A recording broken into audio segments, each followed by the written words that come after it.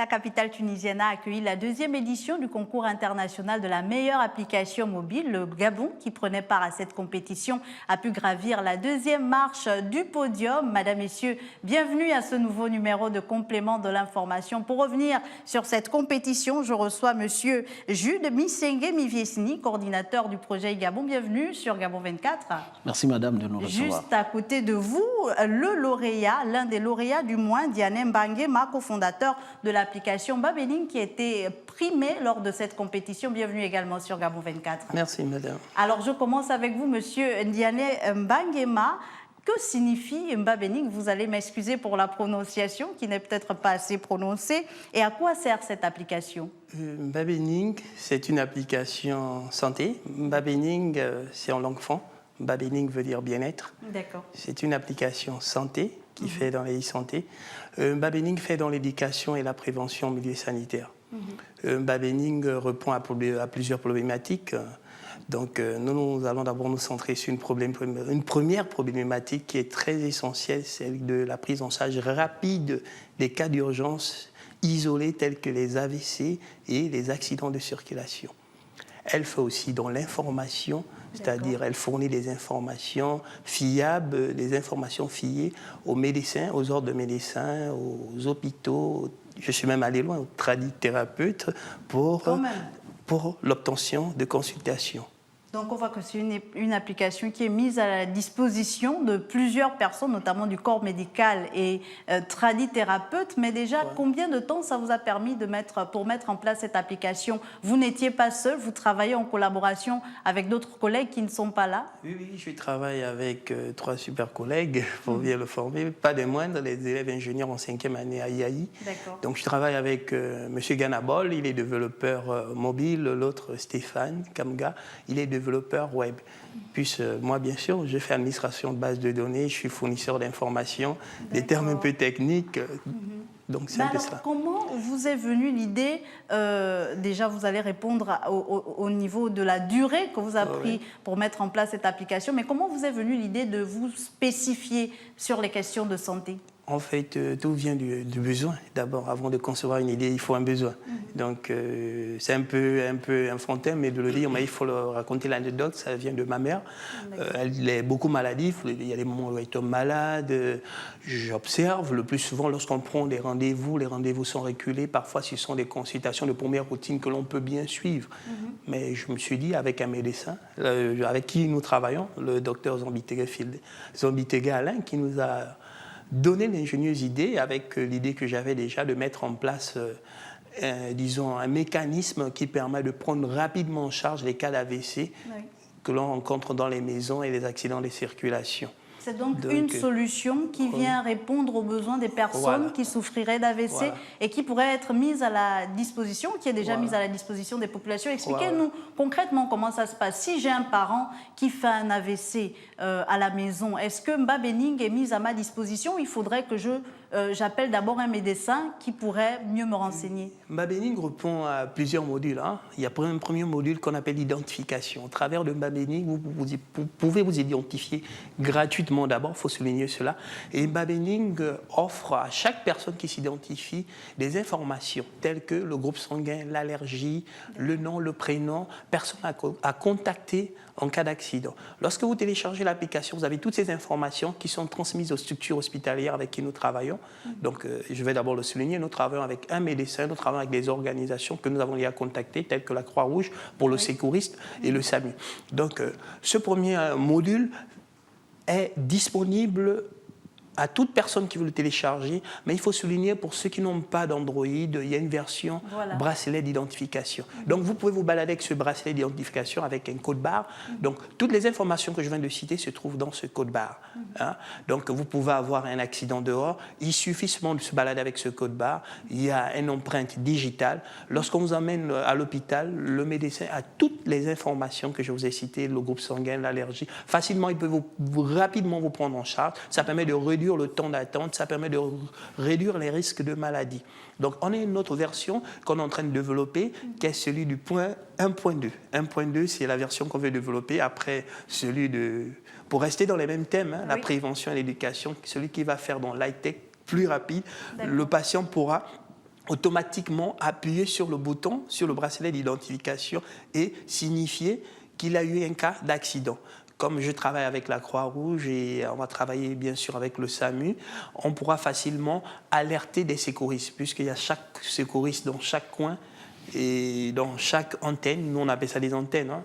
On peut facilement alerter les secouristes, alerter le SAMU, alerter les structures hospitalières avec qui nous travaillons, bien sûr, hein. L'hôpital général, l'hôpital d'Ovendo, parce que tous ces médecins que nous avons consultés, qui sont des sources, travaillent au CHU d'Ovendo. Donc les principales structures publiques de la capitale gabonaise, un projet qui est louable, M. Missengue Miviesini, et vous conviendrez avec moi. Mais déjà, comment e-Gabon, dont vous êtes le coordinateur, accompagne ce genre d'initiative?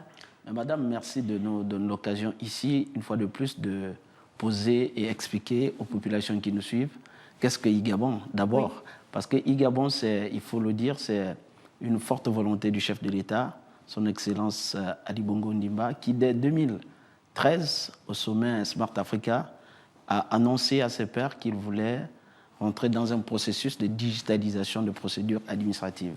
Et au sorti de là, 2 ans plus tard, nous avons eu l'occasion de contracter avec la Banque mondiale un prêt de financement du projet de transformation du digital. Alors, donc ce projet mis en place a eu la capacité et la volonté des plus hautes autorités de le disséquer en 3 composantes. La première composante s'occupe de la mise en place d'un système d'information sanitaire.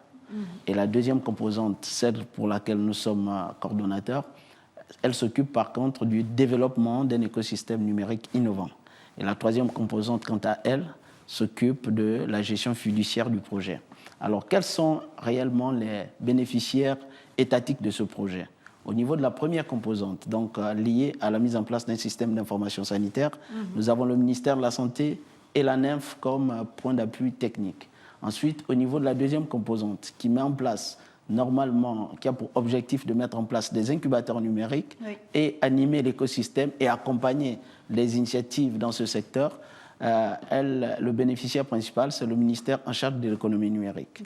Et la troisième composante, la partie fiduciaire, le bénéficiaire, c'est le ministère en charge de l'économie par son bras séculier qui est la CNTIP, la Commission nationale des typés.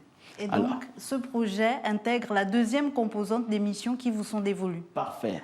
Donc, dans le cadre de ce projet, la deuxième mission, c'est de mettre en place donc, des incubateurs dans 3 villes du pays, principalement à Libreville, à Port-Gentil et à Franceville. On a déjà vu la société d'incubation numérique du Gabon, dirigée par Yannick Ebibier. Exact, qui est le premier résultat de ce projet, parce qu'il faut avouer que l'accord de prêt avec la Banque mondiale, que nous saluons, le partenariat ici, a eu effet en janvier-février 2016. D'accord. Mais le premier décaissement est intervenu en juin 2017. Donc, entre 2017 et 2018, nous avons réalisé l'incubateur de Libreville qui est opérationnel et fonctionnel à 100% aujourd'hui. Et c'est une société anonyme qui a été mise en place pour que lorsque le prêt de l'État avec la Banque mondiale sera arrivé à terme, cette société pourra fonctionner d'elle-même, donc par les partenaires qui ne sont pas les moindres. Il y a Gabon Télécom, il y a BICIG, il y a Total, et puis il y a l'État qui détient les 3/4 des parts. Alors, quand il y a l'annonce de ce concours, lorsqu'il y a eu appel à candidature pour ce concours, est-ce que c'est l'incubateur numérique qui a proposé les candidatures ou est-ce que c'est e-Gabon qui s'est rapproché des projets particulièrement? Bon, il faut poser la question du concours. Oui. Le concours, en réalité, c'est un salon international des TIC qui se tient chaque année à Tunis. C'est le CITIC Africa. Donc, c'est pour tous les pays qui développent les TIC. Ensuite, en marge de ce concours, cette année, depuis l'année passée, ils ont voulu mettre en place le BAMA, donc le Best Africa Mobile Application, donc un concours d'application mobile. Mais spécialement pour cette année, ils ont voulu que ce soit un concours orienté vers des établissements publics. Voilà, donc ils nous ont écrit pour voir si on pouvait mettre à disposition des applications venant des établissements publics. Le seul établissement public dans le développement des applications mobiles qu'on a au Gabon, c'est IAI.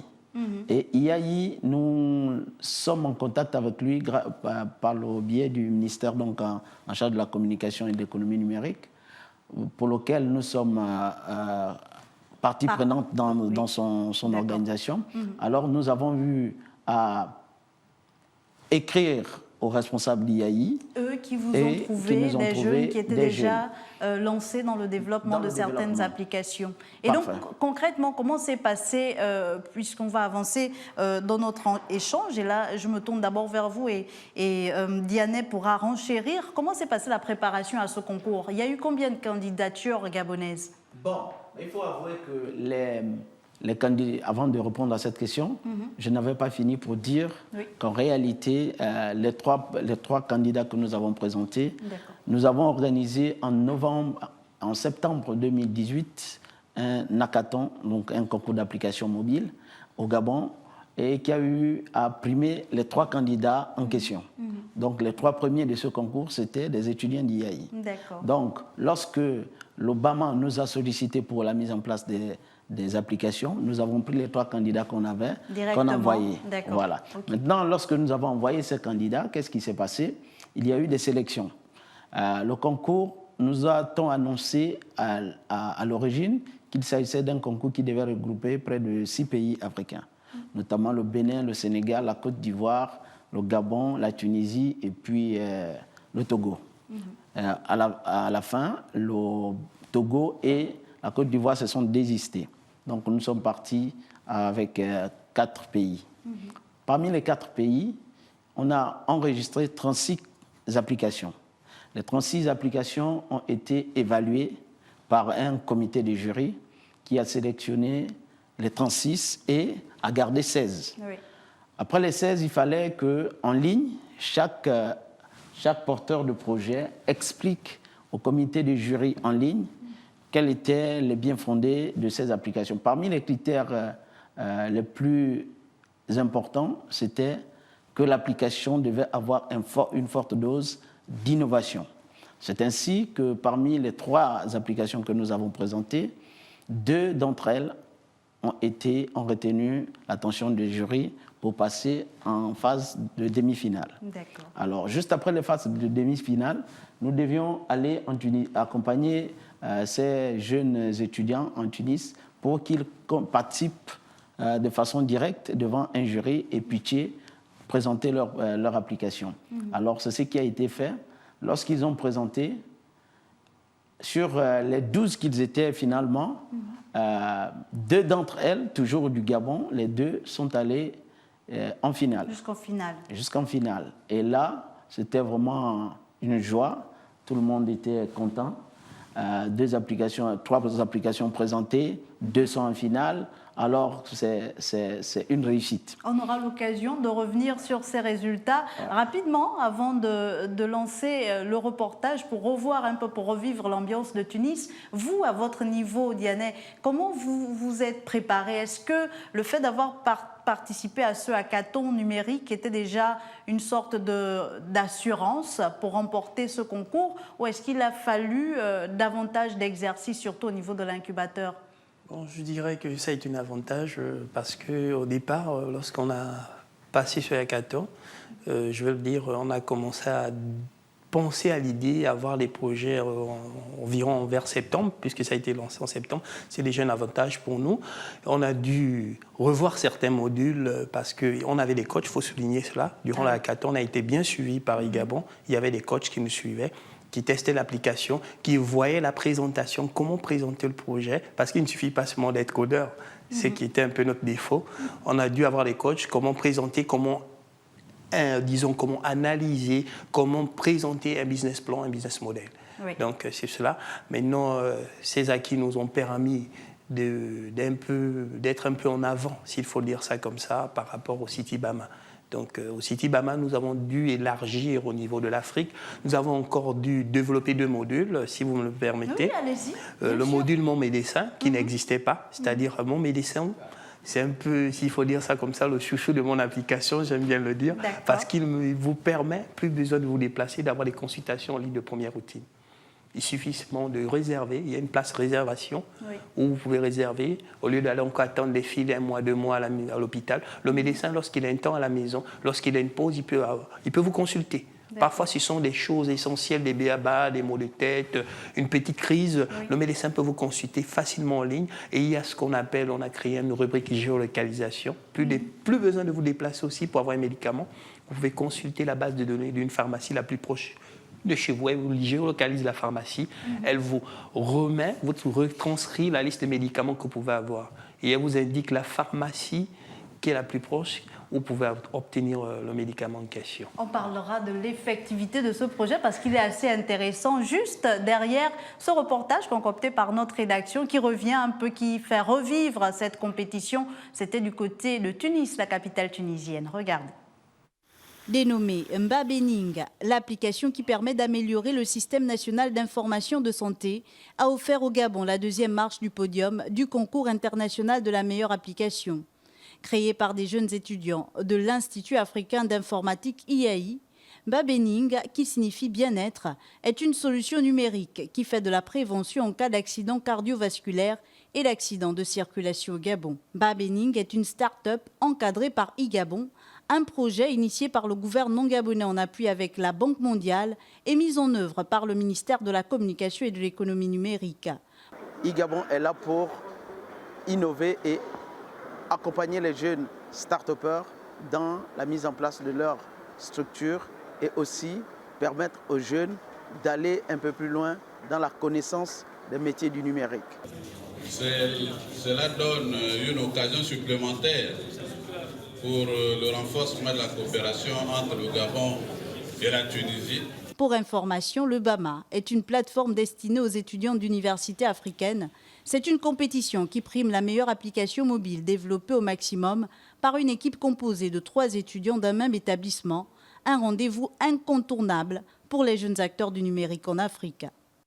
Et si vous nous rejoignez à l'instant, vous êtes sur complément d'information sur Gabon 24 avec moi pour revenir sur le concours international de la meilleure application mobile où le Gabon occupait la 2e marche du podium. Monsieur Jules Missengue Miviesini, j'y arrive, coordinateur du projet iGabon, et Monsieur Diané Mbangema, cofondateur de l'application Mbabening qui a été primé lors de ce concours. Alors, quand on revient de ce concours de Tunis, déjà, quel a été le sentiment lorsque on a appelé votre nom, le nom de votre application, et peut-être nous dire quel a été votre point fort par rapport aux autres finalistes? Bon, je vais d'abord dire que c'est un sentiment de satisfaction parce qu'on ne s'y attendait pas, parce qu'on avait déjà des informations que la Tunisie était développée. Ils sont dans le code à fond, les Sénégalais, on entend, mais on ne s'est pas laissé faire. S'il faut le dire, on ne s'est pas laissé faire. On a travaillé d'arrache-pied et on s'est battu. On est arrivé jusque là où on est arrivé. Alors, juste avant le reportage, vous nous expliquez d'autres modules que vous avez intégrés à l'application pour avoir une sorte de plus-value lors de ce BAMA. Est-ce que c'est dire, parce que les populations vous regardent, on se dit, ouais, nous tous, on a aujourd'hui, du moins dans la maison, s'ils sont 5 personnes, il y a au moins un smartphone. Si on peut avoir l'application Mbabening, est-ce qu'on ne paye plus les consultations? On peut se faire consulter à domicile gratuitement, avoir son médicament également gratuitement. Bon, je vais revenir sur la plus-value parce que je vais répondre sur cela. D'accord. En termes d'innovation, ça a été le bracelet d'identification qu'on a mis à la disposition. Oui. Donc, on a pensé à nos parents. Ce bracelet, comment on fait pour se le procurer?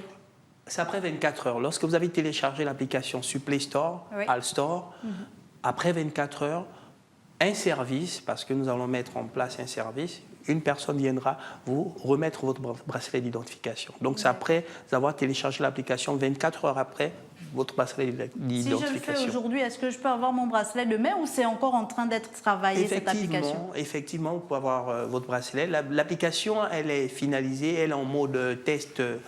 Elle est en mode bêta-test, s'il faut le dire ainsi. Et ça elle est gratuite, Elle est l'application. gratuite, vous pouvez la télécharger gratuitement. Le bracelet aussi, quand je le reçois, Oui, c'est oui, gratuit. après 24 heures. D'accord. Après 24 heures, vous avez votre bracelet d'identification. Et donc, c'est ça. voilà, j'y arrivais. La consultation, quand j'ai mon bracelet, est-ce qu'elle est gratuite également? Parce que c'est vrai qu'on ne peut pas tout avoir cadeau, mais quand même préciser les choses. Bon, il faut recadrer les choses. Oui. On va travailler avec l'ordre des médecins, D'accord. ce qui n'est pas facile. Il faut appeler ça des quotas part, s'il Oui. faut le dénommer ainsi. Le médecin, il reçoit, comme j'ai discuté la dernière fois avec le docteur Zambitégué, il m'a dit qu'est-ce que je gagne. Le médecin, si la consultation est à 5 000, il reçoit une quote-part. Je ne vais pas citer le montant. Le fondateur reçoit une petite quote-part et nous avons un numéro vert avec qui on va souscrire soit RTL Gabon ou Libertis. Oui, l'un des opérateurs. Voilà, de l'un toute des façon. opérateurs économiques qui va proposer un numéro vert. Ça, c'est déjà un effort que nous allons faire. Mais la consultation, elle est vraiment abordable pour toute la population gabonaise. Alors, monsieur Mivier-Sini, il nous explique, certes, eux, ce sont les développeurs, mais vous êtes quand même l'organe chargé d'accompagner ce projet-là. Est-ce que vous apportez également une certaine simplification des procédures lors du développement de cette application? Parce qu'on est quand même à une phase presque terminée du projet, même si il est à chaque fois en évolution. Vous, à votre niveau, comment vous permettez que les médecins s'approprient le projet et que les populations également s'approprient ce projet? Normalement, à notre niveau, après cet accompagnement, nous avons un accompagnement technique. C'est pourquoi le but du projet, c'était d'abord de mettre l'incubateur en place. Oui. Une fois l'incubateur est mis en place, en fait, c'est une plateforme au sein de laquelle les jeunes développeurs peuvent s'émuler tranquillement. Donc, les questions de business model qui sont évoquées, les quotes-parts, vont être coachées au sein de l'incubateur. D'accord. Donc, ici, il ne s'agit pas de précipiter les choses. Nous pensons que c'est un bon produit. C'est un produit qui va faire école en Afrique. Qui est assez innovant. Qui est assez innovant parce qu'il a été évalué. Et ça nous a mis quand même dans une satisfaction qu'en interne, au niveau local, nous l'avons évalué. Il a été d'ailleurs deuxième. Mais au niveau continental, il est sorti deuxième également. Donc, ça veut dire que ce que nous faisons ici peut avoir son équilibre hors du pays. Et aujourd'hui, cet accompagnement va essentiellement tourner autour de la mise en place d'un espace au sein de l'incubateur. Et ils auront des bureaux au sein de l'incubateur. Ils n'auront pas à payer la connexion Internet, ils n'auront pas à payer le courant, ils n'auront pas à payer des charges connexes au fonctionnement d'une entreprise. Donc, pour 6 à 9 mois, ils auront tout gratuitement au sein de l'incubateur. Derrière cet accompagnement technique, ils auront des coachs dont ils ont besoin. D'accord. Qui vont continuer à améliorer ce qu'il y a aujourd'hui. Donc, c'est le but même de ce projet, c'est arriver à autonomiser et à l'employabilité des jeunes Gabonais. Alors on comprend que la volonté des plus hautes autorités de l'État gabonais soit de parvenir à la diversification de l'économie qui passe nécessairement par l'économie numérique, qui est d'ailleurs un secteur prioritaire dans le plan de relance de l'économie, secteur prioritaire pour le chef de l'État Libongo Ondimba. Mais on ne peut pas, vous conviendrez avec moi, M. Missiengue, parler d'économie numérique si l'on n'a pas réduit la fracture numérique, si on n'a pas un taux de connectivité assez performant au niveau du Gabon.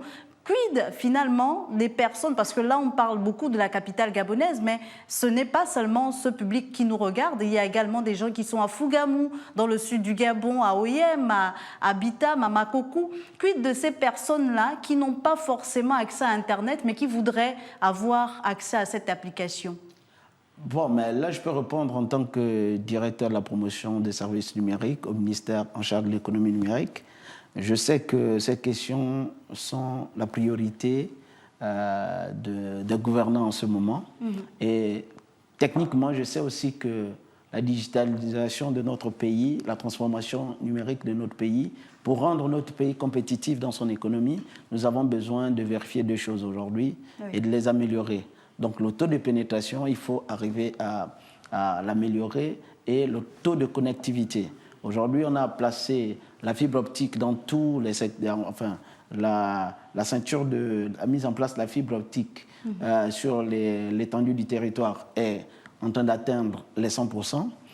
Alors, nous avons réalisé cette fibre optique de Libreville avec la frontière du Congo ou de la Guinée? Du Congo, d'abord du Congo, donc à Lekoko, j'y arrive.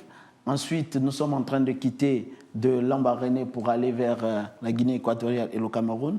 Ce sont essentiellement les pays pour lesquels le Gabon est frontalier. Et cela est en train d'être fait. Et une fois fait, nous savons qu'il y a l'usage maintenant derrière l'exploitation de cette fibre optique. Et là, ce n'est plus une question forcément régalienne de l'État, mais plutôt une question des opérateurs privés qui devaient pouvoir exploiter cette fibre pour la mener auprès des populations. Alors on s'achemine vers la fin de notre émission. Peut-être rapidement pour encourager les jeunes qui, comme Diané Mbangema et ses collaborateurs de l'application Babening, veulent se lancer dans ce genre d'initiative, qu'est-ce que iGabon pourrait leur donner comme conseil? Bon, iGabon aujourd'hui, tout le monde, du moins tous les jeunes qui sont dans le secteur du numérique le savent bien que c'est une plateforme qui leur est dédiée, c'est une plateforme gouvernementale. Pour preuve, lorsque les jeunes sont revenus de Tunis, malgré son calendrier chargé, le ministre en charge de l'économie numérique, son Excellence M. Rigobert Kamboya-Ndeka, leur a accordé une audience pour qu'ils présentent ses résultats, ce qui a été fait, mais il nous a instruit de rapidement rentrer dans la phase d'accompagnement. Et aujourd'hui, j'annonce que la semaine prochaine, au sein de la SING, nous aurons à signer ce contrat d'accompagnement. Ce sont des choses palpables.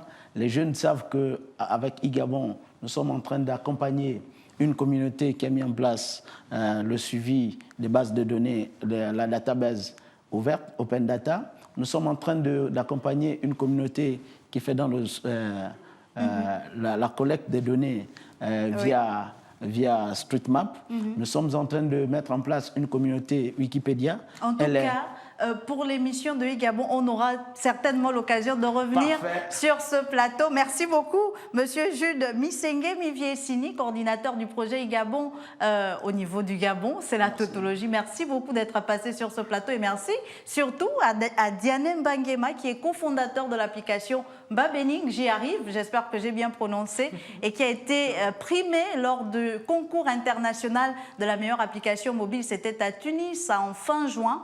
Merci à vous deux d'être passés sur ce plateau et d'avoir apporté plus d'informations sur cette application. Et merci à vous, chers téléspectateurs, d'avoir été des nôtres. Je vous dis donc à très vite sur Gabon 24.